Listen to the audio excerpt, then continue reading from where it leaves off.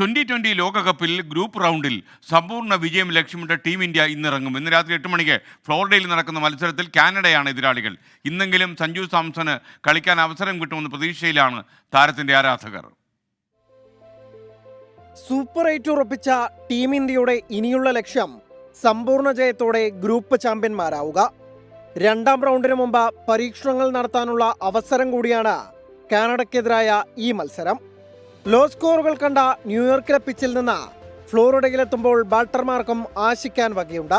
ഫ്ലോറിഡയിലെ average team total 160 കഴിഞ്ഞ 3 കളിയിലും ഒരേ ടീമുമായി ഇറങ്ങിയ ഇന്ത്യ ഇന്ന് എന്തെങ്കിലും മാറ്റം വരുത്തുമോ എന്നതിലാണ് ആകാംക്ഷ.